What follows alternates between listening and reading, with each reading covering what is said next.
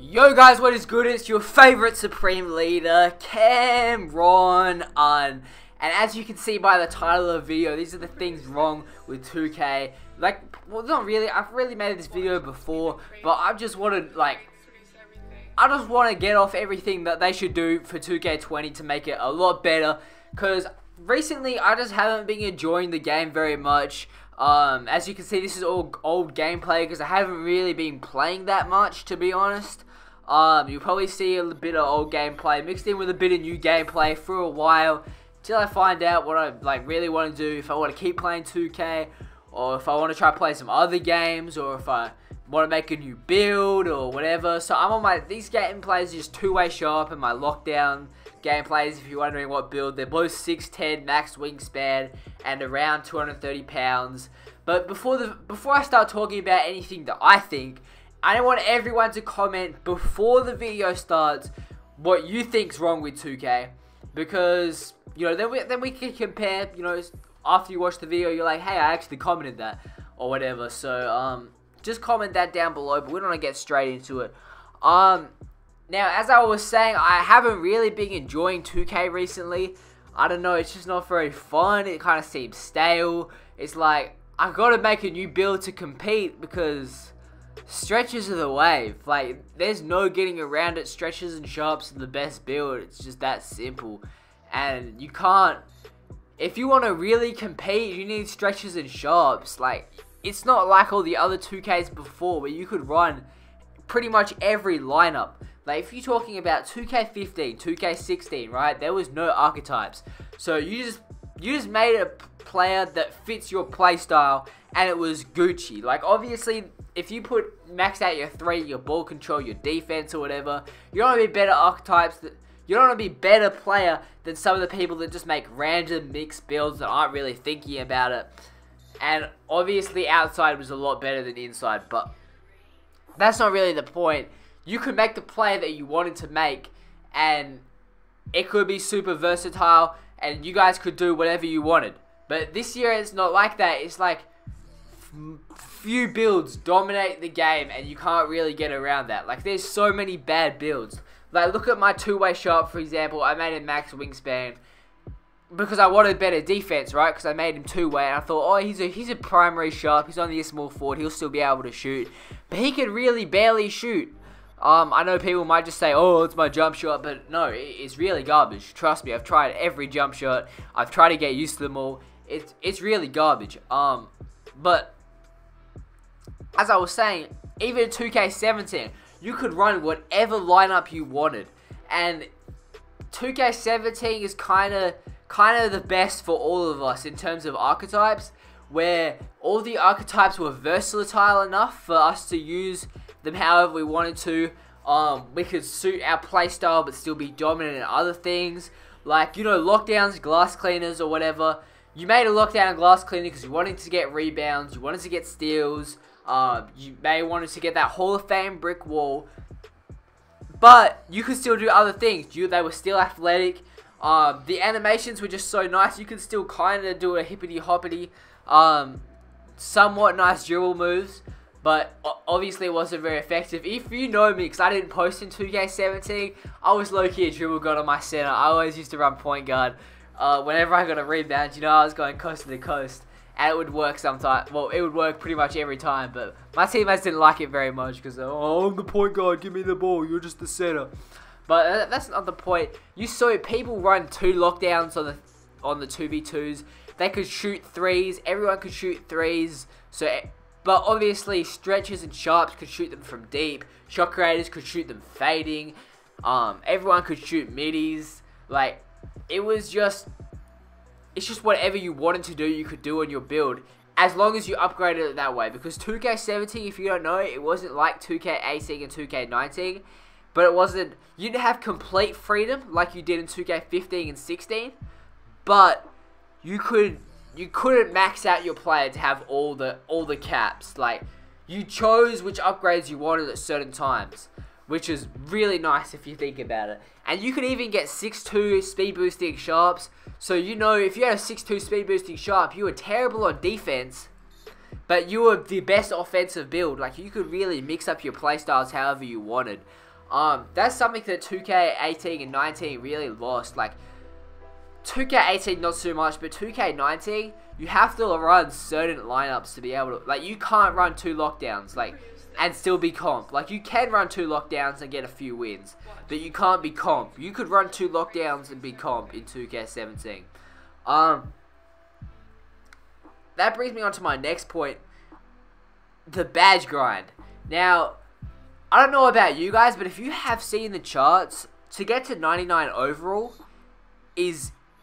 the grind is insane. Someone recently posted a video, so you've probably seen it, got a lot of views. It was about a website revealing the cap breakers, and it's like, what was it, 2 million or 20 million might points to get to from 98 to 99 overall, and it was like 200 hours to get from 98 to 99 overall, and he estimated it, I think it was like around 2,000 hours of grinding, or what, 2,000, 1,000 hours. It was in the thousands hours of grinding to get to 99 overall. And once you can get to 90 overall fairly quickly, but once you can get to 91 actually really quickly, but once you get 92, 93, etc., the grind gets insane. That's why there's not many people. 2K15, 2K16, 2K17 even, the grind to 99, well, you could get to 98 or 97 or whatever, or just play my career, and it really didn't take that long. You could get all your Hall of Fame badges, you could get all your Hall of Fame badges, you could get to like 92, 93, 94, 95, depends how much you went to do your drills and stuff, went to the training facility. You could do all that very, very quickly. I reckon it would take like a couple of, maybe a week. If you could give me a week on 2K17, I could max out a player, get all of his Hall of Fame badges, and get him to 91, 92 overall. And that's all it would take, a week of playing my career. And then you went into Park, and then you had your true rep, like your, the Legend and stuff. 2K17 Legend did take a long time, but 2K16 to get to, Legend 5, it really didn't take that long. Like, there were so many people with Legend 5 in 2K16. Obviously, you only got a Tiger Arm, and you don't get all the Hall of Fame badges and stuff. But it's so much more rewarding when you can see your rep go up that much more. And, like, you get all these other cool accessories that no one else gets. And it's from playing Park or Pro-Am and stuff. It's not these boring offline modes. And this makes so much more sense for 2K to do, right? If you shorten the badge grind, but then you make it like a proper, like the pro ranks and stuff, they look cool, but they don't do anything. You don't get anything from doing them. They should just bring back the old system. Honestly, I would prefer remastered 2K16, 17, even 15. Just remaster one of those games. Even just having multiple parks is so much nicer. The parks are so much more full. It's just so much better, and then you got all the different options, you know, in the same park. I understand they try to switch it up by going day, night, whatever, but it's not the same. I prefer to have different courts. Like, you had the Sunset, you had the 4v4 courts, you get a bunch of 2v2 courts, and then in Rivet and, what's the other one? The one with the circus, you had the 1v1 court, the 1v1v1 courts. Oh, here's something that I gotta get off before the video ends, is 2K18. Right? 2K18 had my favorite 1v1 court. Now, all the archetypes were so cheesy that anyone could win in the 1v1 court. It was kind of made archetypes more balanced. It proves that the archetypes were more balanced. Compared to this year, where you can't guard post scorers. Now, some of you would be like, oh, I could guard post scorers, but you really can't. Once they get takeover, and you just, oh, don't let them get takeover. But sometimes they just be hitting heavily contested layups. So sometimes you just can't stop them from getting takeover. And then it's a GG because you're just falling. Like, you can't guard them once they get takeover. There's no good defense to it. Your player literally falls like an ankle breaker. But it takes no skill. It's a couple of buttons. In 2K17, when you're getting cooked by someone and they're doing a billion drill moves, in 2K17 and even 18, it was kind of like, yeah, but once they started adding the spin stuff, it got a little ridiculous. But 2K17, it looked so nice and like so fluent. It was like, yo, I'm getting cooked, but this kind of, yo, I'ma just take my beating, whatever. Like, I'm just getting cooked. It looks nice. They're comboing up. And 2K17, they were doing like different moves. Like, people were hopping from side to side, and sometimes they would just get like a bunch of ankle breakers in a row, but you could always recover from ankle breakers unless you fell, obviously. But they like had to move around. Go watch some of Cheese's old moves. Like, you still got to run around them. You can't just cook them and they fall or whatever. I guess you can't really do it in 2K19. 2K18 though, it was like you cook them a little bit and then you get the blow by and finish. Like, it's not really skill. 2K18 though, 2K19, sorry, it is a little more like, okay, you got me, but it's still nothing compared to 2K15, 2K16, 2K17, where you admire the people that cook you. You're like, yo, good job, my guy. Like, that was kind of nice. Like, unless you some sort of mega sweat and you're like, oh my god! But that hurt my throat. But it's like, it looks nice. Think making the badge grind shorter, like it was in 2K17, 2K16, 2K15, even if it is just in my career, those people, they separate themselves from the people that don't grind their badges on my career. So it pays off to do it, but it shouldn't take that long. Like, playing Park, people get them, it's cool, it's whatever, and they get their overalls up. It's like, yeah, but it takes too long. I would rather a shorter grind just in my career. And if you think about it, it helps 2K because if the badge grind is shorter and it's easier to get to 99, like, it's easier to get your player better, people are more likely to spend money on the game to have more players.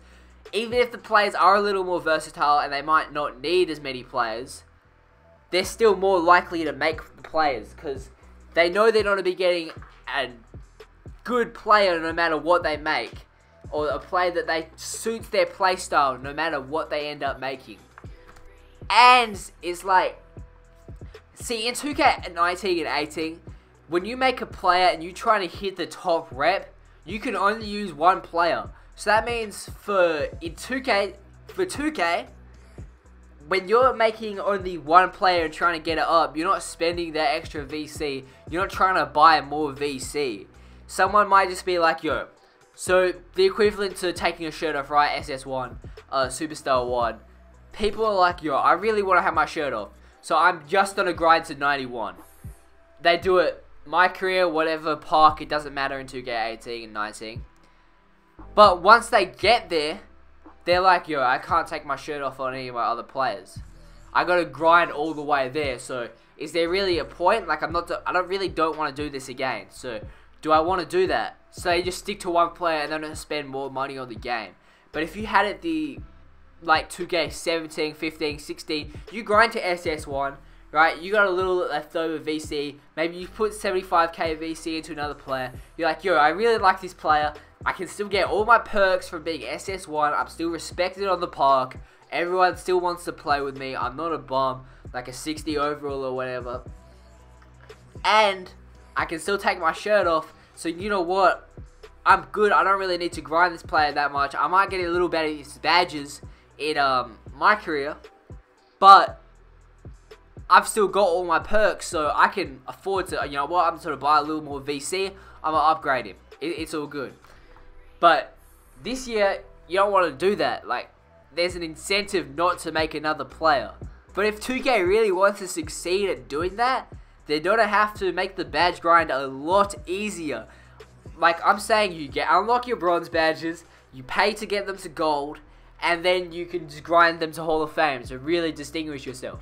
Like, that's how I reckon it should be. And I don't know about you guys, I loved when everyone could get every bronze badge. Because when you're looking down your player, say I had my glass cleaner in 2K17, I had 4 Hall of Fame badges, 1 gold badge, and then I just had a ton of bronze badges. So when I'm doing stuff, I'm seeing all those badges pop up. It just feels rewarding.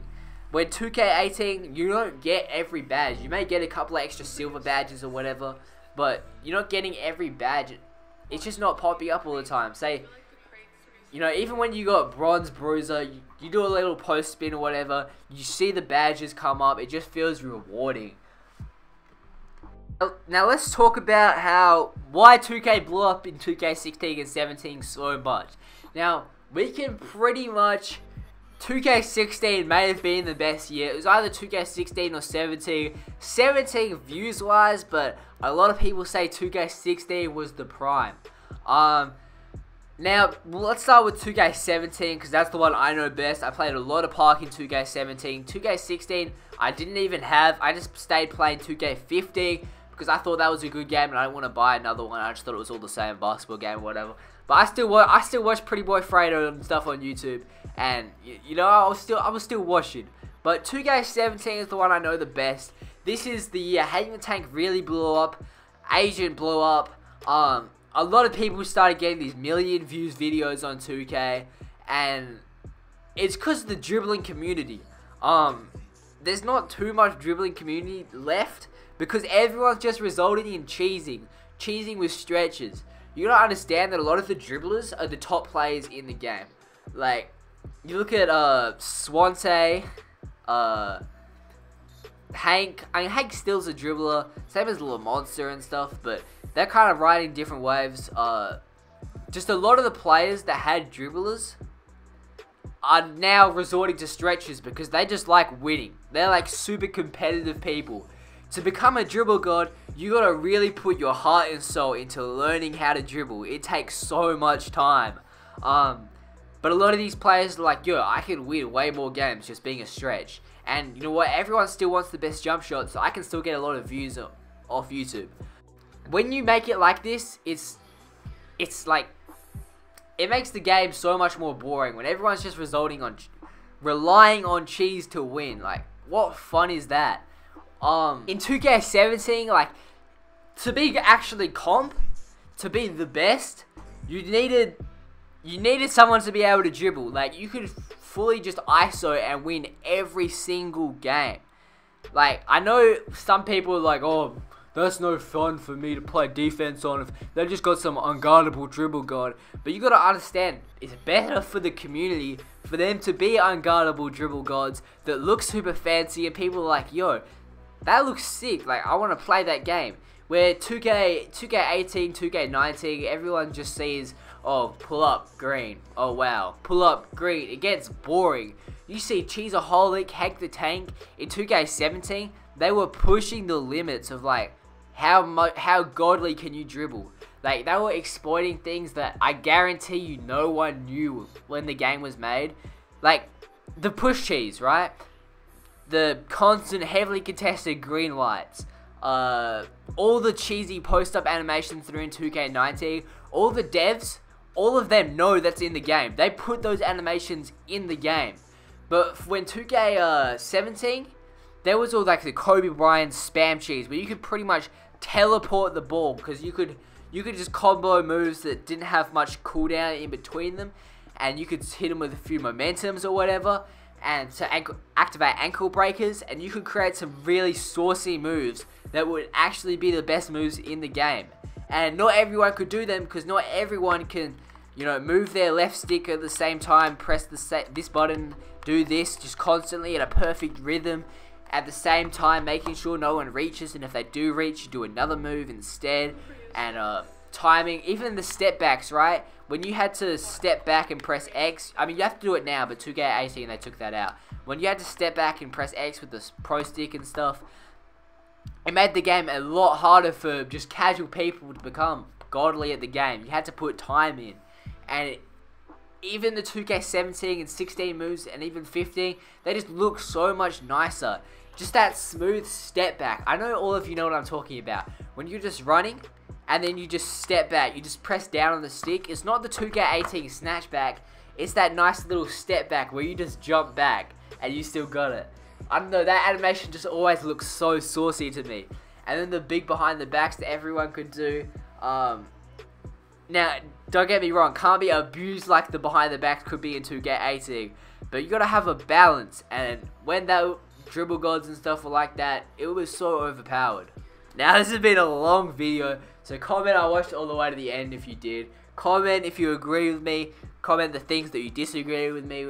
But honestly, I think they should remaster either 2K17, 2K16, or 2K15 for 2K20. I mean, you don't have to say, oh, to remaster 2K17 or whatever. Just make it like it. Just make it like it. Just put all the same animations in. You just need to, for 2K17, you just need to fix the servers. Okay, if you're talking about play now and stuff, like 2K17 may have been the worst 2K of all time, right? But if you just fix little things like the server issues, the latency, but in terms of play now and just the actual game itself, the grand badges, oh my days, don't. The grand badges were so godly. I love the grand badges. And the way it was just underneath your feet, it just looks so nice. Even the orange juice, the micro and stuff, I really like 2K17, but if you want to remaster one of those games, just find all the best animations that you've put in 2K before, and then just reuse them, okay? You don't have to try and make new games every year. Just reuse some of the things that are good, okay? I get every once in a while, it's nice to refresh the game, but sometimes you just gotta be like, yo, this was the best thing we ever had. Let's just re-put it back in the game. This is a 21-minute long video, okay? That's how you know I had a lot of stuff to talk about. I wasn't even trying to drag out it to 10 minutes. I just naturally let it get to 21. But either way, I'm out. See ya. If you enjoyed the video, leave a like, subscribe. Make sure if you watch all the way to the end, you've obviously agreed with a lot of things I've said. So make sure to share the video, post it on your Twitter or whatever. Even if you've only got 10 people, use that YouTube like share thing where you can put it as a post. Just try to share the video. Hopefully you can see a few people to pick up on the video, and hopefully they start agreeing with me and we can start getting these ideas out. Because really the devs are making the game right now. As we speak, the devs are developing 2K20, that's no secret. And they're deciding a lot of things to put in, a lot of things not to put in, how they should go about my career grinding and how the players should play. So if you agree with me, you got to share the video so we can get a few more influential people, like for people like actually have an influence to start talking about it. Hopefully you might know someone that could talk to someone. Like, we just really need to push the remastering of 2K17, 2K16, and 2K15. Just get all of those games, combine with the best parts, fix the latency, and we got a nice basketball game that hopefully won't die out so quickly. Yeah, I'm out.